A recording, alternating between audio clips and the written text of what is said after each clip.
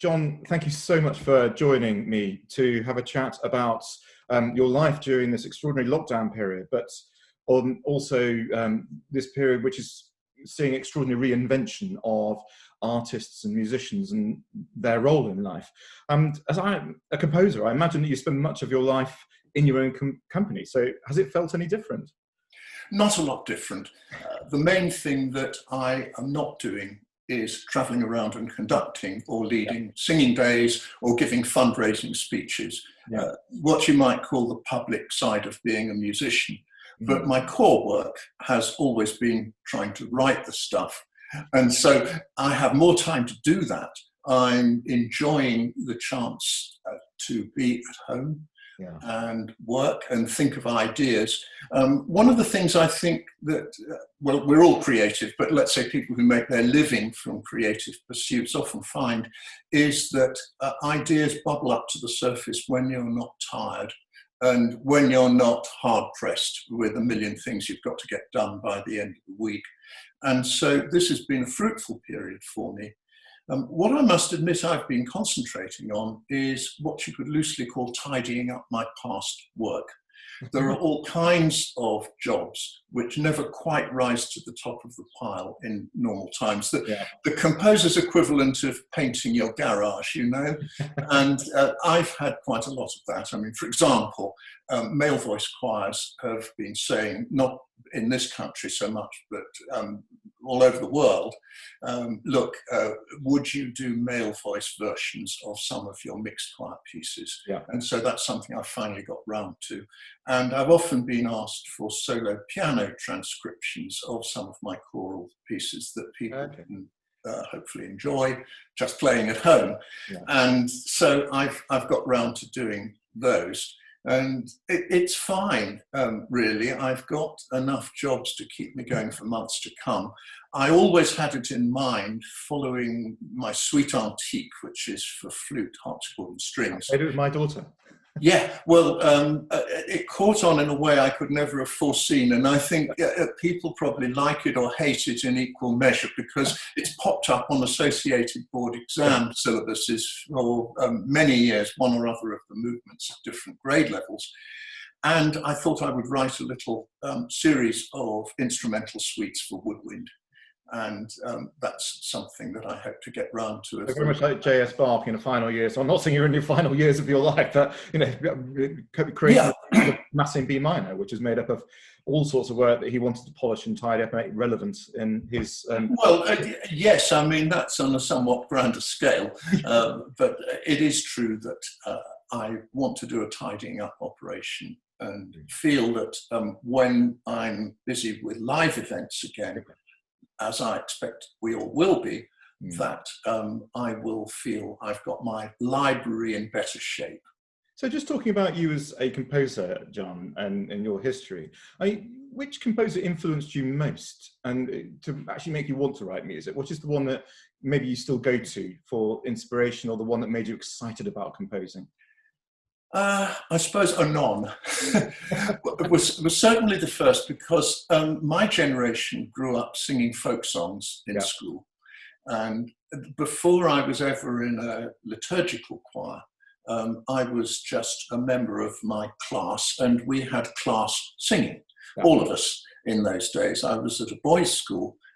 But even before that, when I was at nursery school, each day began with assembly. Anybody remember those? You know, all things bright and beautiful and so on. And I realized that I wanted the whole school day to be like that because I just loved singing melodies with the words that went with them.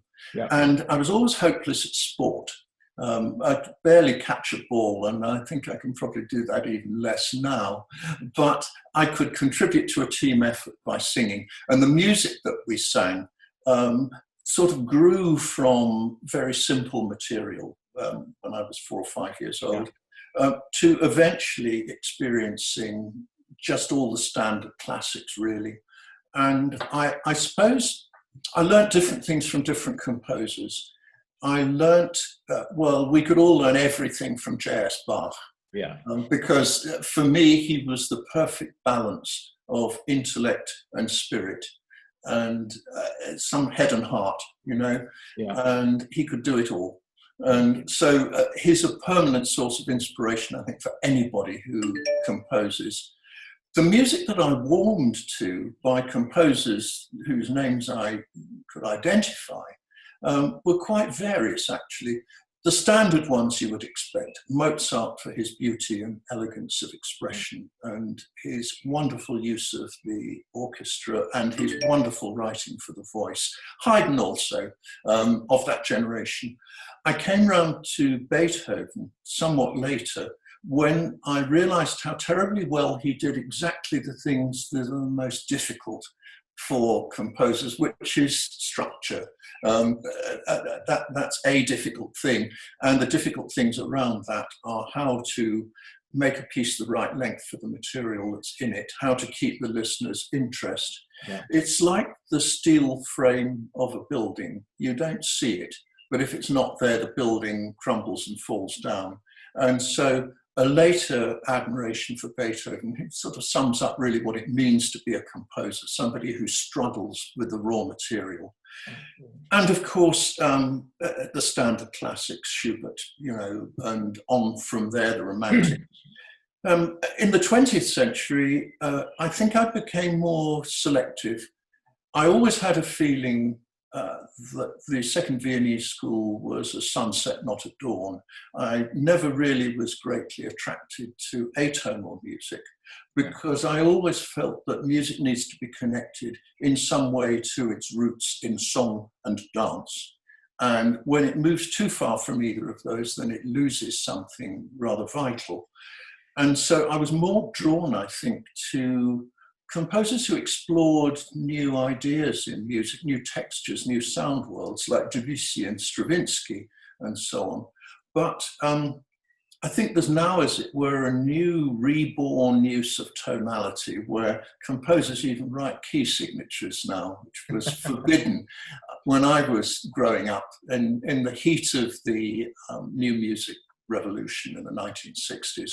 Yeah. And that's great. I mean, the sort of so-called postmodern style where you can pick and mix anything you like. I was certainly also inspired, and this is a strand I must recognize, to certain sorts of popular music, particularly what you might call the classic American songwriters, by which I mean Jerome Kern, Richard Rodgers, oh gosh, all the others, Irving Berlin, Cole Porter, then more recently Stephen Sondheim, because I think they achieved a union of words and music, which is inspiring in that they understood that as songwriters, a text is something that you can carry right into the heart of the listener by the tune that you write, the harmonies that you clothe it with. And that's very important to me. I think going back actually to Anon and about how a song-like melody line is important, I've always been inspired by Gregorian chant because it's wonderfully melodic. It's always wonderfully crafted to the human breath span. And it's a good reminder that human beings don't change physically, that you still had to breathe 1,000 years ago as a monk or a nun. And I think that rather lovely to be reminded of that. Yeah, I was going to say, because many people, I remember studying Gregorian chant at university, and it came as such a surprise to me that it was literally the original recitative in a way. It was, you know, it was pitched speech. And all it was is just making that more beautiful than just speaking. And when one realizes that, it's the most natural of music, and I think it's so timeless and so popular now. So very much all the composers, when you read about them, when you're studying in preparation to conduct a concert, we always discover that composers have a particular musician that they wrote a piece for, or a particular musician who inspired them, an instrumentalist or a singer, from Bach to Beethoven. And I mean, no doubt you must have had musicians, you know, in your life, certainly your time at Cambridge, who must have been a true inspiration for some of the music that you've written. Are there any particular examples that you can pick out? Oh, yes. Well, of course, just thinking of the notable musicians I actually met, I suppose the first famous one was Benjamin Britten, because I sang in the original recording of the War Requiem in 1963 as a member of the Highgate School Boys Choir. Now, my voice had already changed by then, but I was sort of snuck into the event under the wire as a rather ropey alto. Yeah. And it was really just because my director of music knew that I would learn immensely from just being present when this mighty work was being... Was he quite a scary conductor to sing for? I can imagine. Yes, he was quite scary, as a matter of fact. He came and conducted our university orchestra once or twice in Cambridge. And friends of mine who played for him said that he had Mona Lisa eyes that seemed to be looking just at you, wherever you were. And he never raised his voice, and his conducting was not demonstrative, but it was immensely clear. And you ignored him at your peril. He knew just what he wanted. He was capable of getting very cross if he didn't get it. Quite a controlling composer, actually. I didn't witness this, but he got very, very angry with a conductor who was doing something of his at crotchet 66 instead of 63, which is what he said. It's clearly marked in the score, you know, and you're doing it at 66, not 63. Then, of course, I remember Herbert Howells, who I got to know as a dear silvery-haired old gentleman. And he was quite the opposite, because I once questioned a metronome marking of his. And he said, "John, my dear," he said, "my metronome marks are always wrong." And he was rather inspiring, and he had a quality of exultant rhapsody in what he wrote, a great intensity. That was rather wonderful. I only met, of course, these great figures rather peripherally, but I did, of course, study with composers, musicians, perhaps not household names, but who did teach me a lot. Notably, I suppose, at my secondary school, Highgate School, where the director of music was Edward Chapman, who had studied under Charles Wood. Now, that's a name that church musicians will know, because he wrote Hail Gladdening Light and various other lovely Anglican cathedral music. And also those wonderful arrangements of Christmas carols. If you've ever sung Ding Dong Merrily on High, you've probably sung it in Charles Wood's arrangement. Yeah. And he taught Edward Chapman in the 1920s. Wood died in 1926, so he was just there at the right time to benefit from his teaching. And I think I got at second hand, handed down through Edward Chapman, a lot of the conducting and composing, particularly maxims, that he had got from Dr. Wood, as he always called him. Wood was one of those kind of composers who, if he hadn't been a composer, he'd have been a cabinet maker or a pewterer or something like that. He was a craftsman, meticulously good at what he did, conservative. He wasn't interested in breaking fresh ground, but what he did to the highest standards. And I think via Edward Chapman, I learnt that you've got to be able to control the notes that you write. If you let them control you, you write pieces of music that sprawl or go out of control. You have to make the notes do what you want them to do. And I think that technique really is independent of style. It doesn't matter what style you write in, and certainly Edward Chapman never tried to steer me into any one particular style of writing, but he just thought that you needed to have the best possible technique, and that would carry through to whatever style that you were writing. And I think I would give that advice to any composer, really. Just be the best composer that you can. You know, if you're going to be a plumber, you don't want leaks in your pipes. You've got to do it well and to the highest standard. And so I learnt that from Edward Chapman at school, and he encouraged me into making music my profession. He looked at one of my pieces when I must have been about 15 or 16, and he just handed it back to me and said, "You'll end up in America." And you, which I think was a compliment. I think it was a compliment, yeah. But what I think he was getting at was that I like to write in a way that reached out to people, that was heart on sleeve, perhaps, and inclusive. and that I wasn't interested in being part of a small elite of composers, in a sense, writing for each other. Yeah. Or writing for small professional organizations, or perhaps large ones like opera companies or symphony orchestras, but where really they were calling out to each other, but somehow not connecting with ordinary music lovers. And I think that was never the kind of music I wanted to write. That concert music is something, and opera indeed, that I've left to those who want to do that. I think I knew very early on that I hoped for an audience that would not be a specialist audience. I always think of my dad. My father was fond of music, but he never had any musical training. And when I have written the music I've written, I like to think that people like him, who just love music, but didn't know the technicalities and perhaps didn't have a very wide listening experience, would be able to partake of it, really, and enjoy it. And so that's always been important to me. And we haven't even got on to what happened to me after I left school. This whole epic Roman thing. Something that might influence the way you answer that is that certainly for me and some of my friends as well, music has felt incredibly powerful during this recent period where we are in this enforced sabbatical. We have to reinvent ourselves. We have to exist in a different way. We have to serve a different purpose with our musicianship and our skills in order to remain relevant in life. But the music itself just feels more powerful. Has it felt more powerful to you? And if that's the case, has it influenced the way you write? Well, not so far, because we haven't had the lockdown for long enough. And I hope, in a way, of course, that we don't. Yeah. But I think I've been very touched by the messages I've received from all kinds of people from around the world.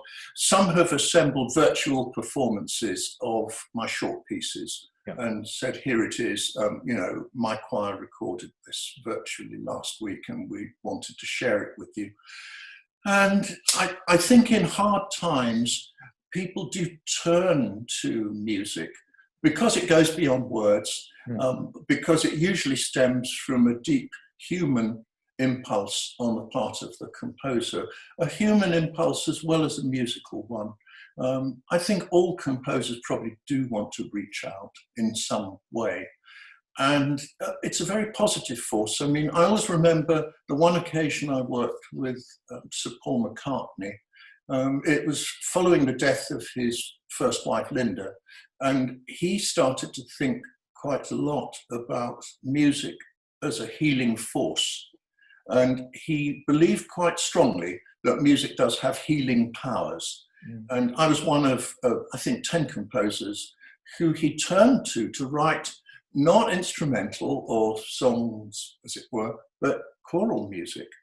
So he seemed to feel that in some way, choral music would express that sort of a thought about healing. And that's really interesting. That in a particularly special way. And I think that we are all realizing how important music is in our lives, particularly when the form of it that you and I are most used to, which is live music making, is taken away from us, or where we're forced to do it in what has to be said is a makeshift way. I mean, I'm very much in favor of virtual performances. But we're really just making the best of a bad situation. But yes, I think it's brought it home to me how important music is. And I look out with great trepidation on the economic situation in the music sector. I mean, of course, it's not the only one that's going to be badly affected. But will we be looking out on a much shrunken musical profession when we all come out of this? Or will we actually find that more and more people want in on it, perhaps because they have experienced more in the way of concerts than they would have when they were freely available down the street. You know, it may be that we will see a hunger among audiences to just get out there and experience the live thing. I've had many discussions with professional colleagues about, you know, okay, let's say that this is all going to be over on some happy day. Will audiences flock to your concerts because they're so relieved to be let out and they want to experience live music? Or will they actually be rather cautious and trickle back? And, you know, when the entire audience doesn't fall sick, then they'll take courage from that and start to rejoin. I don't know. I felt what you're saying about Paul McCartney was really interesting, because obviously he was saying, 20 or 30 years ago when you worked with him about music having a healing power. But indeed, in the week this interview is being released, is that we are launching the widening of our work. We're accessing live music to dementia patients, where singing has now been well established and proven by scientists and doctors to be of an extraordinary benefit in therapy to those suffering from certain types of dementia, and indeed unlocks some memories. People who struggle to talk or don't talk do sing, or they will just respond. They will unlock parts of their memory and parts of the brain which have lain dormant. And it is now extraordinary how people understand this in such a way. And I'm just wondering also that with musicians realizing that, we don't just exist for the platform, concert platform. Actually, maybe we need to exist. We need to be relevant for people in very different ways. And I think this forced redesigning that we are going through is quietly quite exciting, because it makes music very, very important and very relevant and very meaningful to a massive sector of the community that possibly hasn't engaged with music and musicians in such a way. And it has been proven now that it does heal. It does make people better. And I think, I hope you're right, and I think you are right, that people will notice this more through this. And as we come out of this, yes, I think things will look a bit different, but actually, I think on the whole, in time, it'll be better. I think music and arts will be very relevant. Oh, there's been a great reaching out in the last few years on the part of professional musicians. I remember the time when they dressed up in their tails and their black dresses, and there they were on the platform, and they took a bow and they trooped off at the end of it. And you didn't see them again until the next concert. Now, every orchestra and every professional vocal group is getting out there now, into schools, into care homes, into hospitals. And that's an absolutely positive and wonderful development. I remember when the Nordhoff-Robbins music therapy idea really took root in the 1970s. Yeah. And one of my students at Cambridge wrote a dissertation on it. And I thought, gosh, this is interesting. What's all this? And of course it ballooned. And we now know that, as you say, with dementia patients, one of the last things to go is your musical response and your musical memory. It's deeply embedded in us. Yeah. And I think that's an important discovery. And as you say, if it can unlock areas of our brain that have been neglected, damaged, whatever, then, that is no very small thing, particularly as we have an aging population. And I think that this will play a very important part in years to come. It already is. And as you say, we've been forced into doing more or less that, almost alone, because we can't give live concerts anymore. Yeah. So reaching out is something that I do believe music's for everybody. I always have. That goes back to me as a composer and my early experiences, and to me as a traveling musician, that I've always wanted to say, look, folks, you're welcome. And we are finding ever new ways. Most of the professional colleagues I have, pretty well all of them, are endlessly inventive in finding new ways of connecting with the community. Actually, Benjamin Britten said that when he was asked about, what is your role as a composer? He answered, to serve the community. I didn't know that. Interesting. That's because I was going to ask you about this reinvention. We are seeing all sorts of imaginative new ideas courageous ideas. The harmonica consort has totally changed. We can't put on concerts, but we've had this very large education outreach as part of our existence, since we began. And all that's happened is that is now our entire existence rather than our existence. And we had to reinvent very, very quickly, and we did so. But we're small enough to do that. Obviously, with bigger institutions and organisations, it's far more difficult. Cathedrals, I know, some of them are really struggling, and they're very well. That of course is a very worrying area, because the cathedral choirs have been furloughed. Where you have choristers who are attending school in the front row. And of course, schools are in a rather question mark position at the moment. We don't know when they're going to get back together. The back rows are professional singers, and they have been furloughed. And it may be that they will lose heart about whether they will ever recover their position in the cathedral choir and that income stream. And they may say, well, I'll retrain as a lawyer. And I've known one or two who are sadly thinking of doing that. And not that it's a bad idea to be a lawyer, but it means that they'll be lost to the musical profession. There are some good lawyers, yes. And of course, the thing is that if you're a furloughed cathedral organist, even if you want to run virtual rehearsals and virtual services, you're not allowed to, because you can't work for your normal employer. Crazy. And I'm pressing for deans and chapters to reconsider this furloughing and to defurlough their organists at least, so that they can organise some sort of activity for the choirs, just to hold them together. Because if we don't hold our choirs together in cathedrals and churches and communities, they'll fall apart. Yeah. And we mustn't let that happen. Absolutely. I was part of a discussion last week, and people were introducing what they had done to reinvent the way that they had delivered it.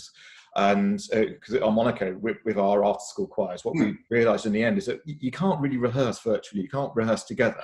Not very satisfactorily. No, you can bring together as a tribe, but what we have discovered is that we're basically delivering a lot more to them. We're doing one-on-ones. And even if it's just 15 minutes per young person, what you're achieving in that time is considerable, and all of their singing has improved massively. It was interesting that James O'Donnell at Westminster Abbey is doing exactly the same thing, and they're getting singing lessons every week. And so, the hope is that those cathedrals who have embraced that, from Leeds to the London cathedrals, obviously, the ones that do have money, I suppose, makes it very difficult for those who don't. They're going to be coming back to a choir with boys, so the quality of the voices is going to go through the roof, because they've had all this time that's all they can really concentrate on. But I do understand the frustration. But we had our first group rehearsal last week for the young people in the AC Academy in Warwick, and it was extraordinary just them seeing each other in the same room again. Did something magical for their spirits, and they all with a smile on their face. And it is as simple as that. And we will be able to do that again. I don't know if you read that interview in The Guardian, or the evidence in The Guardian yesterday. It said actually singing. I'm afraid I did, yes. So, depending who you believe, choral singing is either extremely dangerous or not particularly risky at all. Exactly. However, what is deadly is playing the flute. Yeah, so my daughter's devastated about that. Oh dear. So anyway, we should draw to a close very shortly, John, but I've just a couple of quick fires we're going to be asking all of our interviewees this week. So if you I'll give you two choices and just choose your favourite. Simple as this: Oxford or Cambridge? Well, of course, I have been at Cambridge, and I would not hear a word against Oxford either, nor against the many other universities that are doing such a terrific job, and those in particular that have discovered how important it is to have a thriving choir and a thriving musical activity base in your university. But for me, it's got to be Cambridge. Now, this is a really hard one, because I'm not sure I'd be able to answer this. Bach or Bird? Bach, because he covered more genres. A thing is that Bird never wrote anything like the Brandenburg concertos, because the mechanism for doing that didn't exist. But in his own field, supreme. Yeah. But I suppose if I had to have one or the other on my desert island, it would be Bach. Okay, and this is a slightly unusual one. Craft ale or British beer? Well, I don't like beer, which would disqualify me from membership of the back row of a cathedral choir, wouldn't it? Rather, but no, I enjoy wine. Good wines. And I have to admit, after hours, when day is done, a reviving glass of malt scotch gives me a more mellow perspective on life. That's good. Okay, now here's another difficult one, because I don't think there's a good answer here. This puts you on the spot. Kings or Johns? Both. Absolutely both. Answer. Absolutely both. I would never hold one up over the other. I have followed both because Cambridge is still pretty much my home territory. And it's like twin mountain peaks of their kind that have now been joined by other mountain peaks in the form of the excellent mixed chapel choirs that have sprung up in Cambridge since the 1970s when the men's colleges became mixed. And the thing is, it's like saying, do you prefer the flute or the oboe? You don't have to hold up one over the other. I love both. Yeah. And finally, I'm not sure I know what you're going to say here. Durufle or Fauré Requiem? I'm sure you've been asked this before. No, I've never been asked that before. Well, I have enjoyed and known both for most of my life, I suppose. Yeah. In a way, the Fauré ranks for me slightly above the Durufle because in the end, he was more of a full line composer. Durufle was an occasional composer and very self-critical. Of course, he probably did write a lot more than he ever published, but he hadn't quite got the compositional horsepower that Fauré had. Yeah. And the Fauré is probably the more accessible work in a way to the general listener, which is one of the things I love about it. It's been a companion on my life's journey. When you hear it at different stages in your life, you hear it differently. But I love to come back now and again to the Durufle Requiem. I've enjoyed conducting it, and the different performances of it shed different lights on it. And I can certainly recommend the recording done recently that just because I happen to be the recording producer, done by the present choir of my old Cambridge College, Clare College. Yeah. We recorded it in Lincoln Cathedral on their wonderful organ in that lovely acoustic. And it's there on the Harmonia Mundi label. So there's a free plug for a recording that I have no commercial stake in. But I remember. Already, John? Is it released already or is it out soon? Oh, it's been out for about 4 or 5 years with the amazing Matthew Joritz as the organist, who is now working for Westminster Abbey. They snapped him up when he left Cambridge. Good on them. John Rutter, thank you so much for your time. We're so grateful that you've given us your perspective and imagination on all of this, and we wish you a safe continuation of this rather bizarre period of life that we have. Thank you. Indeed, it's been my pleasure.